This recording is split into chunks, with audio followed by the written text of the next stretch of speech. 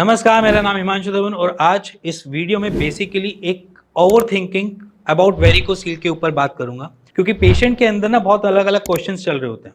उसके हिसाब से क्या होता है कि वेरिकोसील हो गया, मेरे को टेस्टिकल एट्रोफी हो जाएगी, आगे जाके मेरे को इनफर्टिलिटी हो जाएगी, मेरे स्पर्म काउंट बनेंगे नहीं, मेरी स्पर्मेटोजेनेसिस खराब हो जाएगी। बहुत अलग अलग तरीके के क्वेश्चन होते हैं। कुछ कुछ पेशेंट तो ये भी सोच रहे हैं वेरिकोसील हो गया तो मेरे को कैंसर ना हो जाए। तो इतने सारे क्वेश्चंस का आज एक ही आंसर है कि आप इन सारी चीजों पे ध्यान ही मत डालो, क्योंकि मैं आपके सामने लेकर आया हूं कुछ ऐसी चीजें जिससे आप इन सारी चीजों से बच सकते हो। पहली स्टार्ट क्या है, उनके ऊपर एक्शन स्टार्ट कर दो।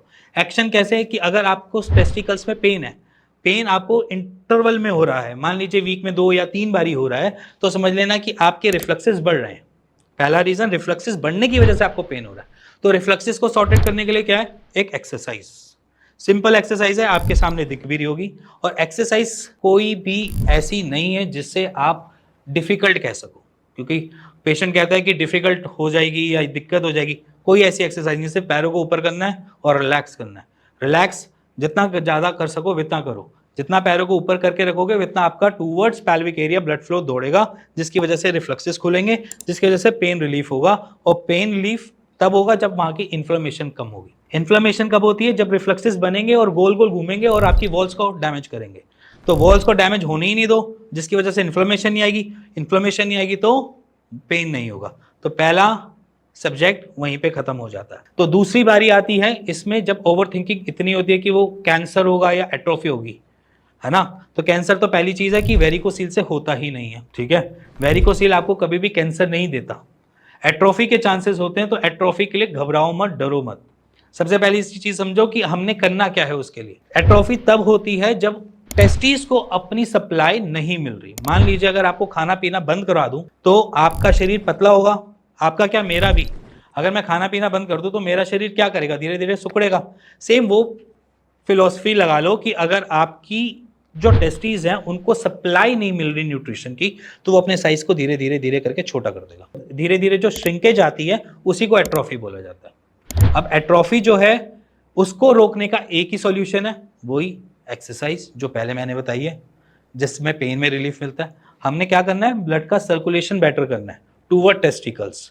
तो जब ब्लड का सर्कुलेशन टूवर्ड टेस्टिकल सही होगा तो वो अपना न्यूट्रिशन गैदर कर पाएगा, अपना पेट भर पाएगा, अपना न्यूट्रिशन पूरा कर पाएगा। उसके बाद वो आपको दे पाएगा आपकी स्पर्मेटोजेनेसिस की साइकिल से बनने वाला स्पर्म। तो समझो कि आपकी वो एक्सरसाइज इतनी मस्ट है कि जिसकी वजह से आपकी एट्रोफी भी रुकती है और आपका पेन भी सॉर्टेड होता है। अब आती है इसके बाद में एक सोच, एक दिमाग में एक क्वेश्चन चलता है कि मेरी इनफर्टिलिटी कॉज करेगा। देखो, इनफर्टिलिटी मान लो कि वेरिकोसील के साथ आती है, बट उसका सॉल्यूशन जो है वो एक ही चीज है कि वहां पर आप कौन से ऐसे एक्शन परफॉर्म कराने जिससे आपके न्यूट्रिशंस बराबर तरीके से आपके टेस्टिकल्स कंज्यूम कर पाए। तो सबसे पहली चीज समझ लो कि आप अगर कॉन्स्टिपेटेड हो या आईबीएस के पेशेंट हो या कोलाइटिस के पेशेंट हो, तो ये आपके लिए डिफिकल्टीज क्रिएट करेगा, क्योंकि वो आपकी बॉडी पूरी अच्छी तरीके से न्यूट्रिशन गैदर नहीं करी तो वो सप्लाई क्या करेगी। सबसे पहला क्वेश्चन यही बनता है कि अगर मैं पूरा ढंग से खाना नहीं खा पा रहा या खाना खा रहा हूँ तो मेरे अंदर एसिमिलेट नहीं हो पा रहा, तो वो न्यूट्रिशन कैसे पहुंचाएगा टेस्टिस के। तो जब टेस्टिस के पास न्यूट्रिशन नहीं पहुंचेगा तो वो दिक्कत देगा। तो कॉन्स्टिपेशन जो जुड़ी हुई होती है वो आईबीएस से भी जुड़ी हुई होती है, और कॉन्स्टिपेशन एक नॉर्मल भी जुड़ी होती है कि नॉर्मल बचपन से ही हम कॉन्स्टिपेटेड हैं, बचपन से ही हमें कब्ज है। और तीसरा, अगर मैं आईबीएस भी नहीं है ना मेरे को है, सिंपल एक कोलाइटिस भी है लंबे समय से, तो भी वो मेरे को दिक्कत देगा। कोलाइटिस, आईबीएस, मान लीजिए कि आपकी इन्फ्लेमेशन होती है इंटेस्टाइन में, जो बढ़कर आपको दिक्कत देती है कब्ज बनाने में या आपका बार बार पेट साफ करने में। तो ये दिक्कत हम बहुत से पेशेंट्स में देखते हैं। जनरली वो इन सारी चीज़ों को समझते नहीं है, इसलिए वो इन सारी जगहों पे ध्यान ही नहीं देते। मान लीजिए अगर उनका गट हेल्थ खराब भी हो रहा है ना लंबे समय से, तो कहते हैं कोई बात नहीं, चल रहा है, कोई दवाई नहीं लेनी, कोई कुछ ट्रीटमेंट नहीं लेना, कुछ दिखाना नहीं, कुछ बताना नहीं, कोई प्रॉब्लम ही नहीं एक तरीके से। जिसकी वजह से धीरे धीरे करके वो एक अलग से बीमारी के जाल में फंसने चालू हो जाते हैं। बीमारी का जाल मैं इसलिए कहता हूँ कि उसके साथ आपको बहुत सारी अलग अलग चीज़ों को देखना पड़ता है। उसके लिए मैं एक पूरी अलग वीडियो बनाऊंगा, बट सिंपल और शॉर्ट में यही बताऊंगा कि अगर अपने गट को हेल्दी रख लिया ना तो वेरिकोसिल आदि तो वहीं पे सॉल्व हो जाती है, क्योंकि उसके पास चांस नहीं मिलता बार बार हिट मारने का। अगर आपको कॉन्स्टिपेशन बार बार लगी हुई है तो समझ लेना कि वो आपका ग्रेडिंग को बढ़ाएगा। अगर कॉन्स्टिपेशन आपकी रिलीफ है तो आपको आपके वेरिकोसिल में भी रिलीफ फील भी होगा और आपको पेन भी नहीं होगा। तो ये एक सिंपल सा मेथड है। तो कॉन्स्टिपेशन को रिलीफ रखना है पहली चीज।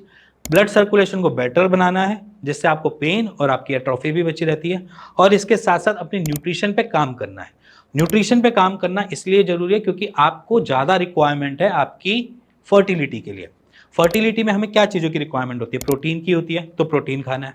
सेलेनियम की जरूरत होती है, तो सेलेनियम खाना है। जिंक की जरूरत होती है, तो जिंक खाना है। मैग्नीशियम की जरूरत होती है, मैग्नीशियम खाना है। आयरन की जरूरत है, तो आयरन भी खाने हैं।